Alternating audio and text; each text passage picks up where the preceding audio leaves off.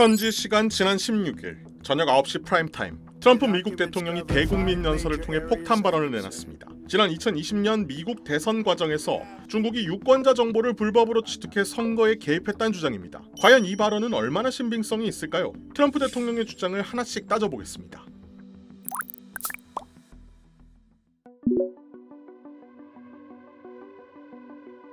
먼저 트럼프 대통령은 중국이 무려 2억 2천만 명에 달하는 미국 유권자 파일을 불법으로 취득했다고 주장했습니다. The People's Republic of China carried out what is believed to be the largest compromise of election data in history, resulting in China's illicit acquisition of 220 million US voter files. 그런데 이 데이터는 사실 공개된 자료입니다. 미국에서는 정당과 선거운동본부 등에서 합법적으로 유권자 명부를 구매하기도 합니다. 중국도 해킹이 아닌 이런 방법으로 정보를 취득했을 수 있다는 겁니다. AP통신은 유권자 파일 보유 자체만으로는 해킹이나 선거 개입의 증거가 되지 않는다고 지적했습니다. 정보를 가지고 있다는 것과 선거에 개입했다는 것은 별개의 문제라는 뜻입니다. 트럼프 대통령은 중국이 이 데이터를 바탕으로 2020년 대선 결과를 바꾸려 했다고 목소리를 높였습니다. 그러나 2021년 미국 정보당국이 기밀 해제한 보고서에 따르면 중국이 선거 개입을 고려하긴 했으나 실제 실행에 옮기지는 않은 것으로 나타났습니다.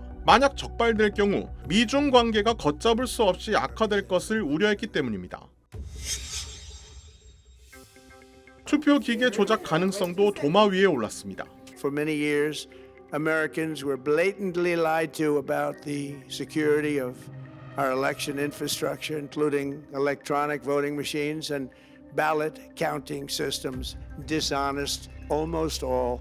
뉴욕타임스 등 주요 언론에 따르면 전자투표의 명부 등에서 일부 결함이 발견된 적은 있으니 아주 근거 없는 이야기는 아닙니다. 하지만 시스템에 결함이 있다는 것과 실제로 투표가 조작되었다는 것은 완전히 다른 이야기입니다. 투표 기계는 인터넷에 연결되어 있지 않아 실질적인 해킹이 불가능하다는 것이 전문가들의 중론입니다. 게다가 거의 모든 주가 종이 투표용지를 보관하고 있어 언제든 교차 검증이 가능합니다. 실제로 일부 주에서는 수작업 검표를 통해 기계 집계 결과와 일치한다는 걸 확인하기도 했습니다. 또한 트럼프 대통령은 국토안보부 검토 결과를 인용해 27만 8천여 명의 비시민권자가 유권자로 등록되어 있다고 주장했습니다. 그러나 이 데이터에는 맹점이 있습니다. 과거 외국인이었다가 시민권을 획득한 귀화 시민을 비시민권자로 잘못 분류하는 오류가 빈번하게 발생하기 때문입니다. 따라서 해당 수치를 그대로 믿기보다는 철저한 추가 검증이 필수적입니다. 그렇다면 트럼프 대통령은 왜 하필 지금 6년 전 선거 이야기를 다시 꺼내든 것일까요? 워싱턴 포스트에 따르면